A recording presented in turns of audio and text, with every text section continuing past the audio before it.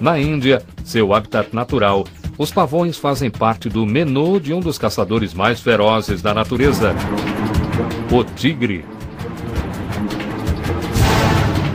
Para que um pássaro sobreviva na natureza, a última coisa que ele precisa é de algo que lhe deixe em desvantagem.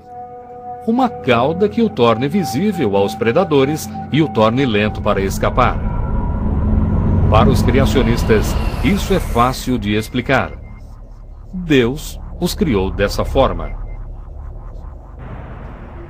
Mas para os evolucionistas, esse é um quebra-cabeça. Como é que a seleção natural pode criar características que parecem dificultar e não ajudar a sobrevivência de um animal? É um problema que ameaça solapar toda a teoria de Darwin.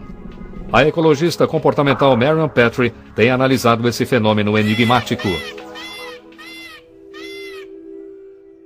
Darwin disse uma vez que sempre que via a cauda de um pavão, isso o deixava doente, pois ele não conseguia entender como algo claramente prejudicial à sobrevivência poderia ter evoluído.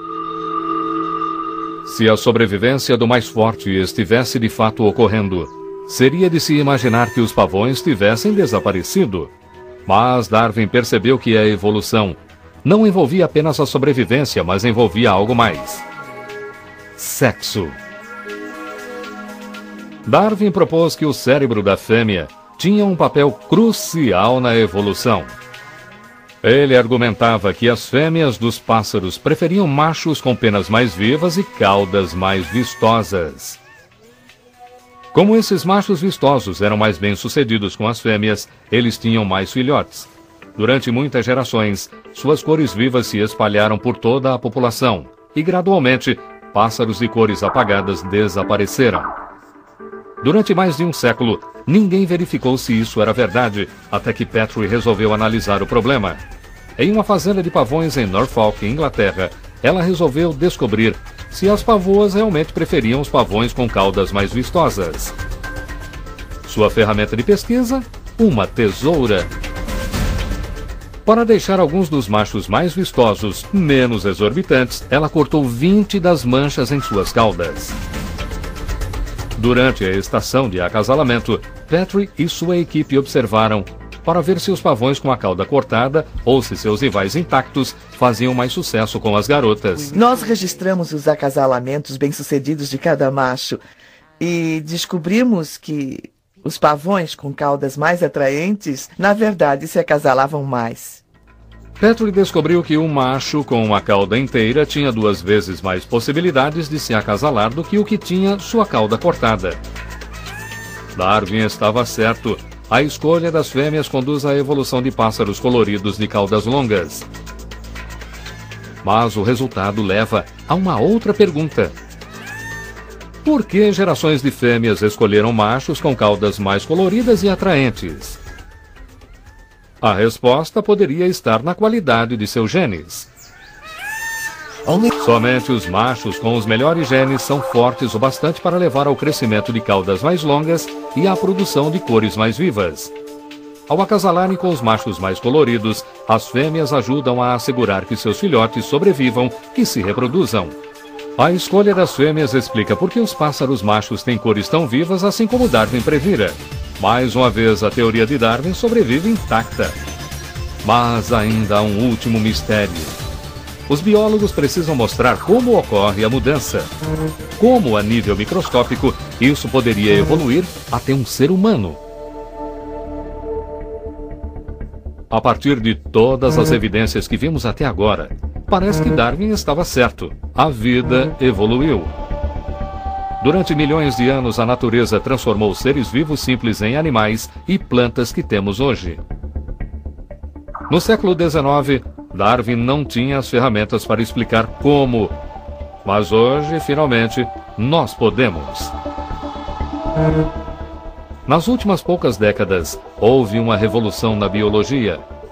Hoje, os pesquisadores têm ferramentas para descobrir o maior de todos os mistérios: como uma espécie se transforma em outra. A primeira pista surgiu em 1953 com a descoberta da estrutura do DNA. O DNA carrega as instruções genéticas para a construção da vida. Ele é passado de uma geração a outra. A descoberta de sua estrutura de dupla hélice espiralada levou a códigos chamados genes. Temos cerca de 22 mil genes em nosso DNA. Eles carregam as informações que determinam a cor dos olhos, a altura e praticamente tudo que faz de nós o que somos. São genes que dizem ao embrião no que ele irá se tornar. Um grupo de genes irá produzir um peixe, um outro irá produzir um sapo.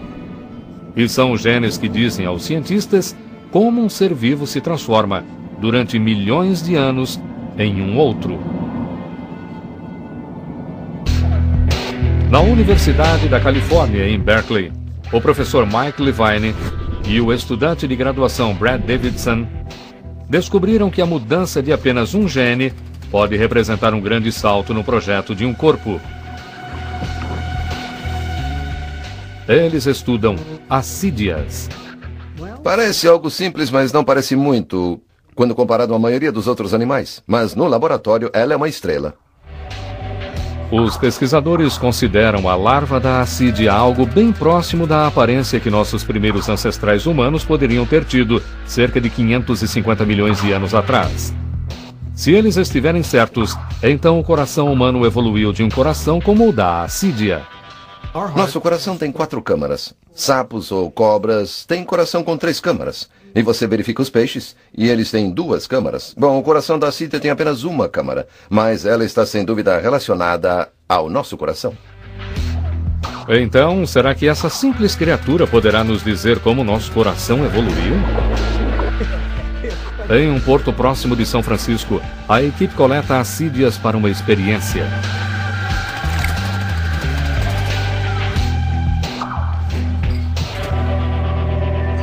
No laboratório, Davidson extrai e fertiliza seus óvulos. Ele então os submete a uma corrente elétrica para inserir uma hélice de DNA em um embrião em desenvolvimento. A operação é o equivalente a se mudar a atividade de um gene no DNA da assídia. Mas tem um resultado surpreendente. No microscópio a laser, Levine e Davidson observam as células que irão formar o coração de uma câmara. Uma transformação extraordinária ocorre. Se você olhar o embrião da assídia, ele tem partes sobressalentes, ele tem células extras. Em geral, aquelas células formam músculos da cauda. E o que fizemos foi converter aquelas células do músculo da cauda em células extras do coração. Em vez de uma única câmara, o coração da assídia agora tem 2. E nesse caso há um belo e longo coração formado aqui. E então há essa pequena câmara extra aqui. Então você verá essas células sanguíneas individuais fazendo esse movimento de torção, como quem S, movimentando-se primeiro através da câmara longa, e então para cima e para trás, através dessa segunda câmara. Não temos só um coração que parece ter 2 câmaras, mas aquelas 2 câmaras estão funcionando. Com a minúscula mudança genética, eles transformaram um coração simples em um mais complexo, em apenas uma geração. A alteração de genes em laboratório é uma coisa, mas para que a evolução aconteça, os próprios genes precisam mudar na natureza. Todos os animais, inclusive nós, temos uma maneira de fazer com que isso aconteça. Para transmitir as instruções para a vida de uma geração para outra, um animal precisa copiar seu DNA. E sempre que alguma coisa é copiada, podem ocorrer erros. Mas as enzimas, que são responsáveis pela constante multiplicação do DNA, não fazem isso com 100% de precisão. Há pequenos erros. É quase como se houvesse um mecanismo interno para mudança. Esses erros aleatórios são os blocos de construção de novas espécies. Quando o DNA muda, os genes mudam e os animais também mudam. Mas as pesquisas dos últimos poucos anos desvendaram um mistério. Quando os biólogos começaram a decodificar o DNA de plantas e animais nos anos 70, eles supunham que os genes de um animal seriam muito diferentes dos de outro. Eles estavam a ponto de ter uma surpresa.